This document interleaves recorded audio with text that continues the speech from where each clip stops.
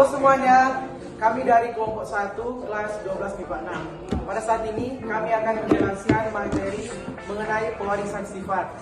Namun sebelum itu kami akan memperkenalkan diri kami. Perkenalkan, nama saya Sekian Malonda. Saya Sarah Urara, saya Faya Seseran. Saya Rima Keberung. Saya Linda Hidara. Saya Tunggal.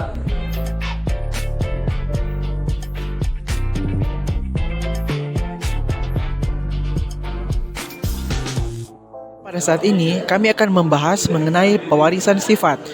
Nah, konsep pewarisan sifat pertama kali ditemukan oleh Gregor Mendel. Dia lahir pada tanggal 22 Juli tahun 1822 dan meninggal pada tanggal 6 Januari 1884 pada usianya yang ke-61 tahun. Mendel merupakan ilmuwan asal Austria yang terkenal setelah percobaan tanaman kacang ercis atau Pisum sativum. Dia menjelaskan bagaimana pewarisan sifat diturunkan dari generasi ke generasi sehingga dia dikenal sebagai bapak genetika. Untuk membuktikan kebenaran teorinya, Mendel melakukan eksperimen dengan membastarkan tanaman-tanaman yang memiliki sifat beda. Tanaman yang dipilih adalah kacang ercis atau Pisum sativum karena memiliki kelebihan-kelebihan, di antaranya sebagai berikut. 1. Mudah melakukan penyerbukan silang. 2. Mudah didapat. 3. Mudah hidup dan dipelihara. 4. Cepat berbuah atau berumur pendek. 5. Terdapat jenis-jenis dengan sifat beda yang menyolok. Keputusan Mendel untuk menggunakan kacang ercis sebagai bahan percobaannya sangat tepat karena tanaman ini kuat dan tumbuh dengan cepat. Agar dapat terjadi penyerbukan silang, Mendel membuka kuncup-kuncup dan membuang benang sari sebelum masak. Kemudian menyapu-nyapukan serbuk sari dari tanaman lain pada putik. Nah, berikut istilah dalam pewarisan sifat. Hibridisasi, arti persilangan. Parental atau disingkat P adalah induk atau orang tua. Filial atau F adalah keturunan atau anak. Alel adalah variasi dari gen yang ada di kromosom homolog. Genotip yaitu sifat yang tidak tampak. Dan fenotip yaitu sifat yang dapat diamati. Kita sekarang akan membahas sub pokok bahasan pertama yaitu hukum 1 Mendel. Bunyi hukum 1 Mendel adalah alel-alel dari gen yang sama akan terpisah atau tersegregasi saat pembentukan gamet atau sel kelamin. Hukum 1 Mendel disebut juga dengan hukum segregasi bebas. Ini karena pada hukum ini, gen di dalam alel mengalami pemisahan segregasi secara bebas saat pembentukan gamet. Hukum 1 Mendel ini bisa dibuktikan lewat persilangan monohibrid. Apa sih persilangan monohibrid itu? Oke, dari namanya saja monohibrid. Mono artinya satu. Jadi persilangan monohibrid adalah persilangan dua individu tapi dengan satu sifat beda. Sifat yang dimaksud seperti warna bunga yang disilangkan, bentuk biji, tinggi tanaman, dan lainnya. Kita ambil contoh dari percobaan Mendel tentang persilangan tanaman ercis, bunga ungu, dan putih ya.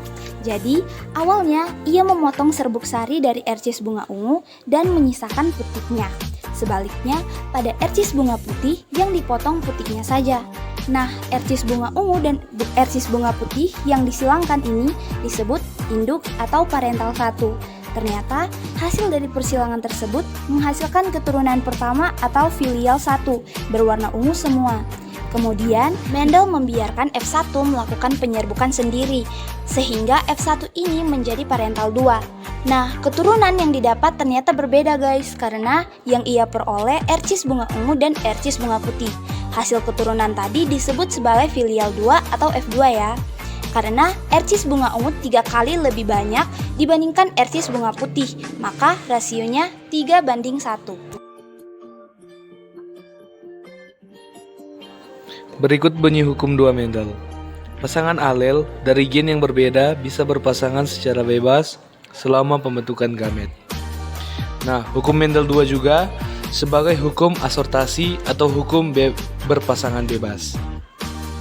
Hukum 2 Mendel bisa diamati pada persilangan dihibrid. Persilangan dihibrid adalah persilangan dengan dua sifat yang berbeda. Oke, sekarang kita bahas percobaan Mendel dengan dua sifat beda.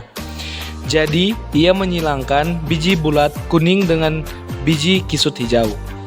Biji bulat kuning dan biji kisut hijau ini disebut parental 1 atau P1.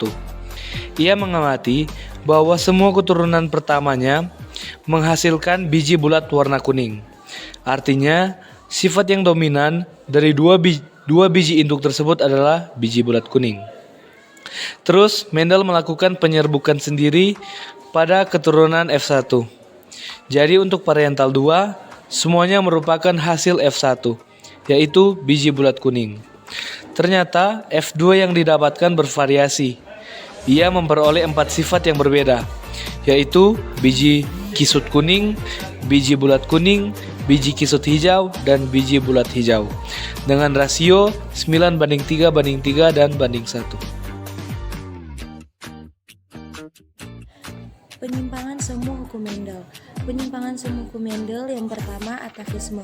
Atavisme adalah interaksi antar gen berbeda alel yang menghasilkan filial atau keturunan dengan fenotip yang berbeda dari induknya. Yang kedua, kriptomeri. Kriptomeri adalah peristiwa tersembunyinya suatu gen dominan jika tidak berpasangan dengan gen dominan dari alel lainnya. Yang ketiga, polimeri. Polimeri adalah interaksi antar gen-gen berbeda alel yang memunculkan satu fenotip dan bersifat kumulatif atau saling menambah. Contoh pada atavisme adalah macam-macam jenis jengger ayam.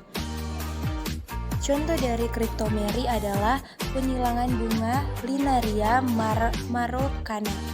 Dan untuk contoh polimeri adalah perbedaan warna pada kacang merah. Pola hereditas. Pewarisan sifat dari orang tua kepada anak-anaknya ini disebut dengan istilah hereditas. Pada proses terjadinya pewarisan sifat, terdapat bentuk-bentuk tertentu atau pola-pola dalam mewariskannya. Contoh-contoh pola hereditas. 1. Pautan gen linkage. Gen-gen yang berada dalam satu kromosom homolog yang sama dan letaknya saling berdekatan ini yang disebut sebagai pautan gen linkage. 2. Pindah silang crossing over. Pindah silang atau crossing over adalah peristiwa pertukaran segmen kromatid yang bukan saudaranya non-sister chromatids dari sepasang kromosom homolog. 3. Gagal berpisah non-disjunction. Terdapat suatu kasus di mana kromosom mengalami gagal berpisah, sehingga semua kromosom yang hanya akan tertarik ke salah satu kutub sel saja. 4. Gen letal. Gen letal adalah gen yang menyebabkan kematian individu dalam keadaan homozigot, sedangkan dalam keadaan heterozigot, seorang individu dapat bersifat normal atau subletal.